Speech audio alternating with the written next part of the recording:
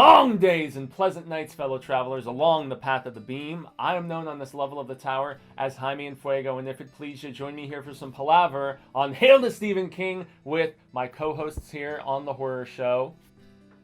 I'm Cecil Laird. I'm Marcia Parker. I didn't really tell them I was just going to be pointing and all this silliness, so sorry guys, I'm not trying to throw you off. But yeah, this is the first Hail to Stephen King that's ever been done on something besides with the bookshelf, and so we're here to talk about the 35th anniversary of the book that was so scary King locked it in a drawer, none other than Pet Sematary, which the three of us read earlier this year when we were doing a panel for the Phoenix Comic-Con, which you didn't even get to do at the Comic-Con because there was technical difficulties and they had to evacuate the entire building at the convention center in downtown Phoenix. So we ended up doing a lengthy live stream with Kristopher R. Smith and with Dirk Heron about this subject. But we're here today to talk specifically about the book for that anniversary. And I'm in the midst, I just started rereading it, but since I only read it a few months ago, it's you can do an audiobook, which is done by none other than the guy in your shirt, which is really ironic. Or you can, trudge through the novel, which is, it's around 400 pages, a little less than that. But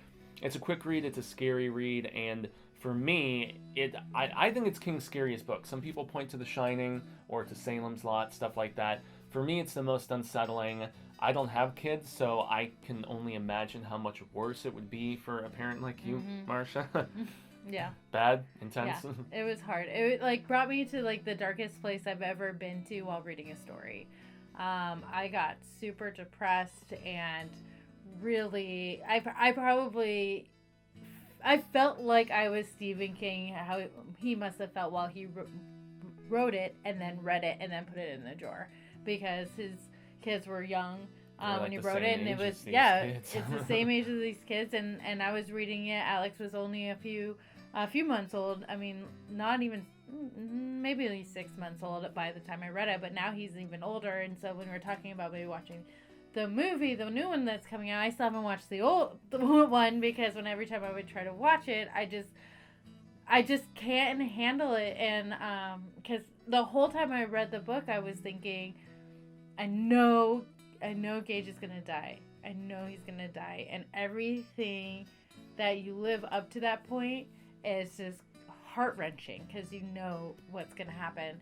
And I would go home because I was listening to the book, and Michael C. Hall is just amazing with the audiobook.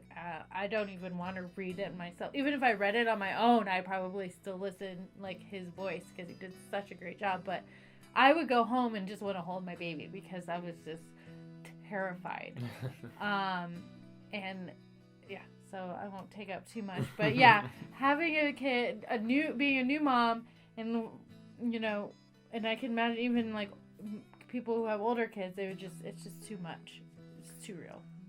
I really liked the book because it was a good example of Stephen King's writing style and the fact that he puts a lot into his characters. I was not scared at all. I mean, I know the story. The story's never been scary to me. I don't have any kids, so it doesn't strike that particular chord. I loved the delivery of Michael C. Hall, but I thought the way they went about Gage's death was so odd after, knowing how they did it in the movie. Like, they don't even show it. They just cut to after it's happened, and then they tell it sort of in a backstory kind of way. Mm-hmm. So it was kind of odd, like, the way that he decided to present it, but I thought it actually lessened the impact by presenting it that way, to be honest with you. Cutting to after the fact, I was like, oh, you just took all the punch out of that, like all of it. So that's just how I feel. But it took all of it out of it for me. So while I like the writing style, I thought the story itself is just kind of okay. I really liked the fact that there's a big creature in it that is not in the movie that I was surprised about, a big invisible creature. People are speculating if it's going to have any presence in the film, the whole, Wendigo thing and stuff. So the Wendigo is what I really enjoyed. Floating goat head craziness. But I mean, overall, the book was a really great example of great writing, but just not a super engaging story to me. Well, if we're gonna do story and stuff for anybody who might be just uninitiated about this, you've got the Creed family. Creed family is moving from Chicago up to Maine for a little relocation for Lewis, and his family. He's a doctor and he's going to start working at this university. And immediately when they're moving into this town, they befriend this nice older gentleman, Judd Crandall, their neighbor, who talks about the road, which was, just made very iconic in the film version by dude who played Herman Munster, whose name is eluding me, Fred Gwynne. Yes. And honestly, I cannot remember the name of the guy who played the Lewis character, but in the film I thought he was solid. The entire family was cast pretty well, and I thought that, all of that was good. But the book definitely fleshes out the darkness within Lewis so much more than the film actually does, and I mean just aggravation and irritation with his family, and it's really told from his perspective, and there's a lot of internalization, and which is very tough to translate onto screen, obviously. And later in the book, after we talked about Gage dying, so that this crazy road that their home is next to has killed many a pet.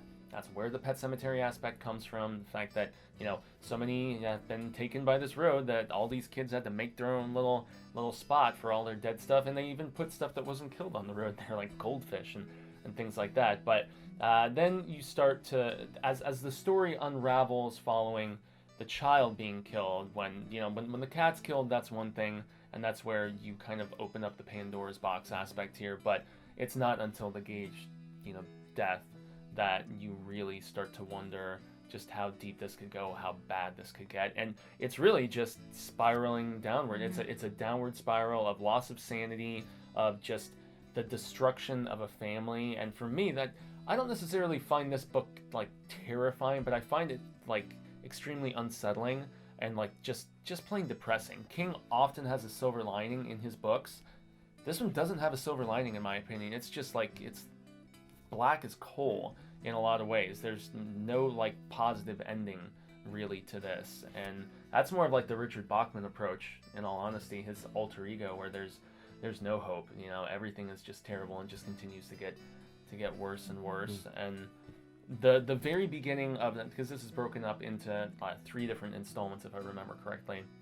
The way they start the second one, the second section of the book, which I believe is called Pet Sematary, if I remember correctly, and then the third is Oz the Great and Tailweevil.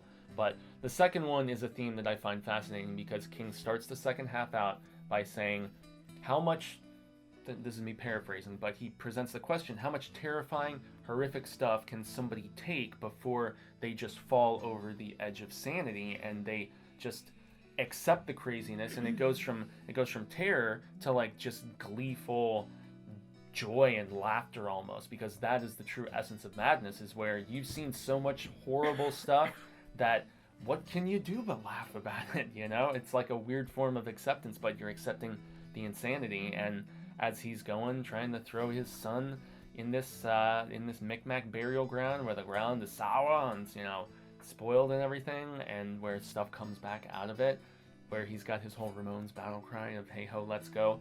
I find that unsettling, and I find that just, it's not scary, but it's just creepy to me.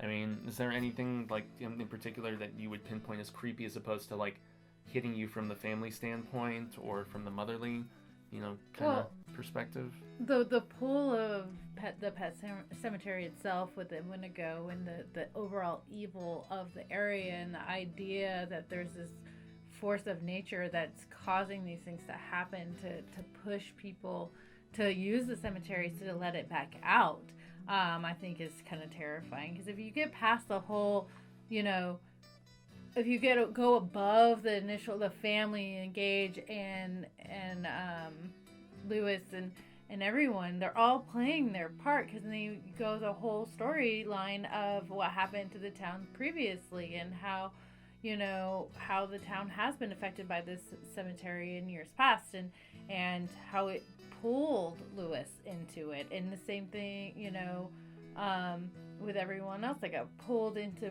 burying their child there, so that way to let the Windigo out, to let the evil out, and try to survive. And no matter how many times you learn that lesson that it was wrong and this is never going to work and you should never bury something there, no matter how much you love and you want it to be alive, sometimes better is, dead is better, and you should let them die. Slogan of the story.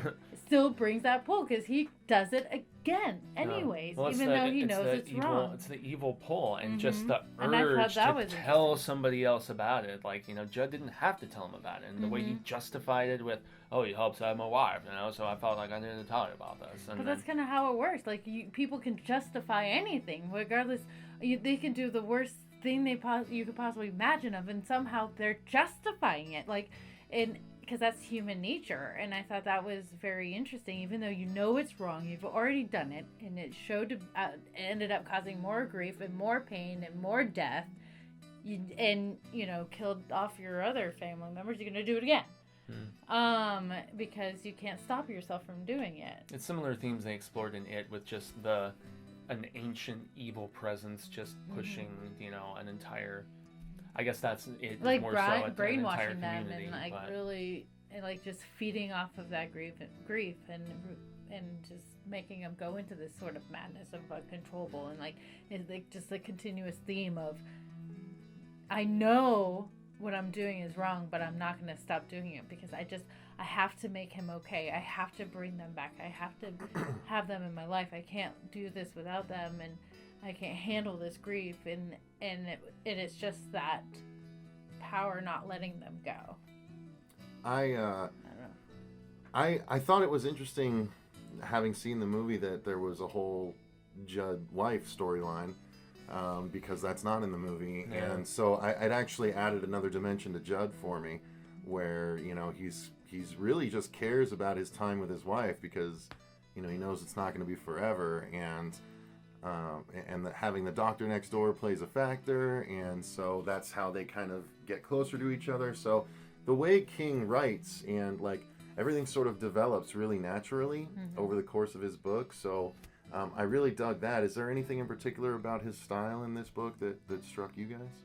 Well, I thought it was interesting that you felt that the way he revealed Gage's death was a showstopper for you, when for me it revved it up even more, because when I'm thinking about when you're dealing with such a grief like that, and just that instant, you do block it out, and you just kind of I can't imagine time not stopping, and all of a sudden you're at the funeral and you're sitting there reliving that, and rethinking, and what happened, why am I here, this can't be real, this just can't be real. And that's how I felt that why he made those decisions, I could be wrong, is that I can only, and God forbid that would ever have to go through that, but it just wouldn't feel real when you're going through that kind of grief, until you really play through it and you're like, holy cow, it